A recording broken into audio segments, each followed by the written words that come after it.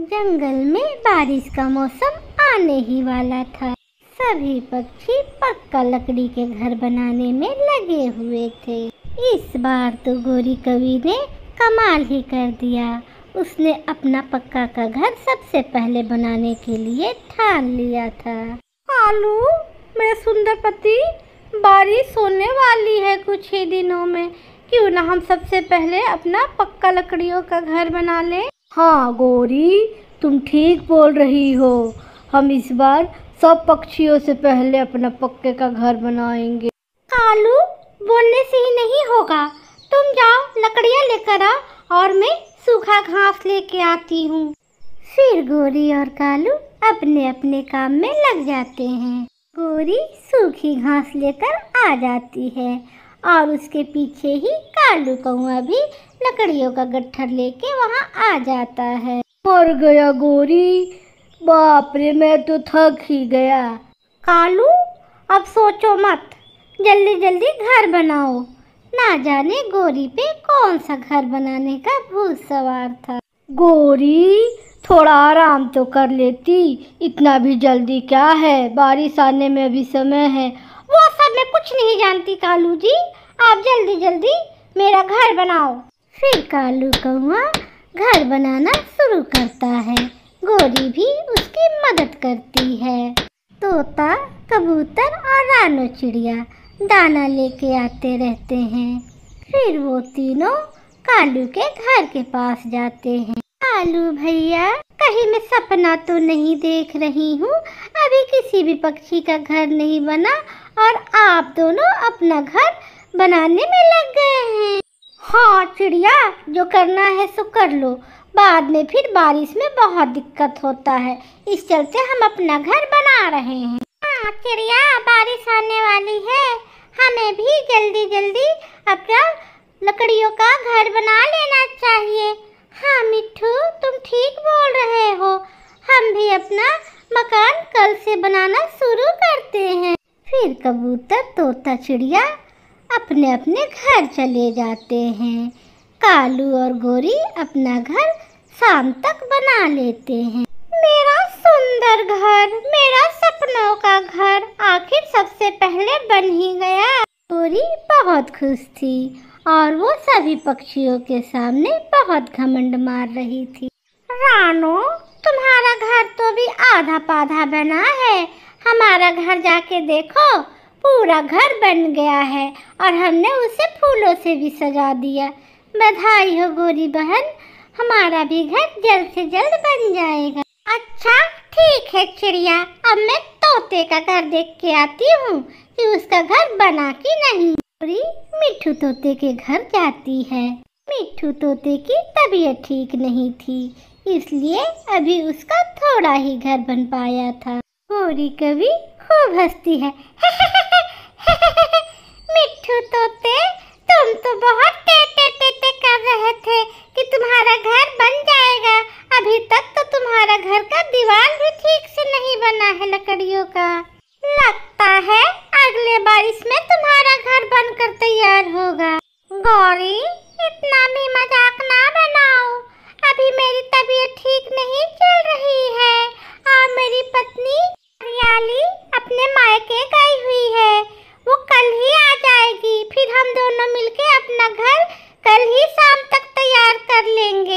हाँ मिट्ठू, बना लेना अपना घर।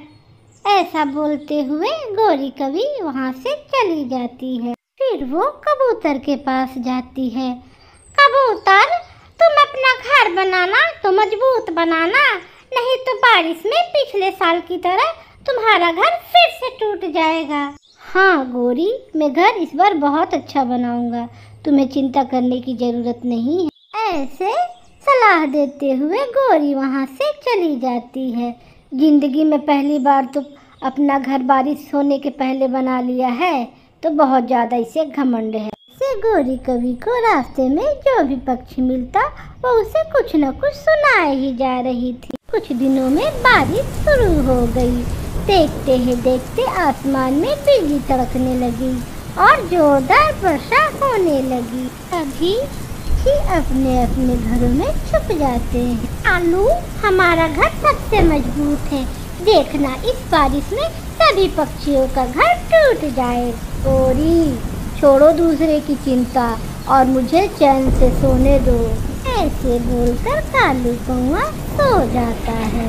लेकिन गोरी को कहाँ चैन था, वो तो बस इतराने में लगी हुई थी। गोरी भीगते हुए सभी पक्षियों को देखना चाह रही थी। तभी वहाँ एक बंदर कहीं से आ जाता है। पेड़ पर गोरी का घोंसला था। उसी पेड़ के नीचे वो बारिश से बचने की कोशिश कर रहा था। गोरी तो बंदर को देखते ही बोलती है, अरे ओ बंदर, तू तो बहुत होशियार बनता है, तो इस बारिश से बचने के लिए अपने लिए घर क्यों नहीं बनाया?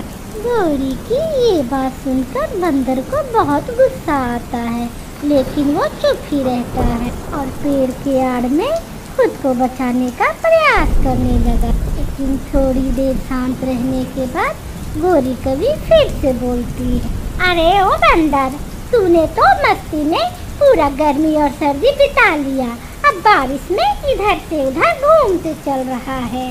बंदर ने गुस्से से गोरी को जवाब दिया, ए, तुम अपने से मतलब रखो, मेरी चिंता ना करो। गोरी शांत हो जाती है।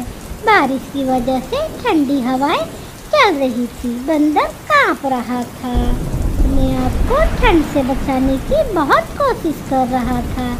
लेकिन गोरी ने मानो जैसे बंदर को छेड़ने की कसम ही खा ली हो। अगर तुमने थोड़ी भी अपनी अकल चलाई होती तो ये आज तुम्हारी हालत ना होती। अभी गोरी की बात खत्म भी ना हुई थी, बंदर बौखलाते हुए बोलता है, ए काली कलुट्ठी कवि, तू अपना मुंह बंद कर, मेरा दिमाग मत खा। गोरी चुप हो जाती है। बारिश बहुत ही हो रही थी। बंदर बिल्कुल भीग चुका था, वो बुरी तरह कांप रहा था। फिर गोरी से नहीं रहा जाता। ए बंदर, कम से कम इस बार तो घर बनाना सीख ही लेना। बंदर की सीमा की हद खत्म हो गई।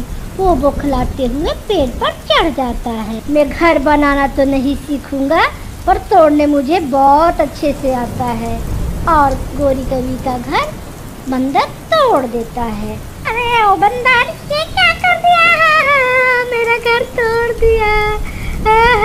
फिर गोरी और कालू वो भी बंदर की तरह बेघर हो गए और बारिश में ठंड से कांपने लगते हैं। प्यारे दोस्तों, इस कहानी को लाइक, सब्सक्राइब, शेयर और कमेंट करना बिल्कुल ना भूलिएगा। आपका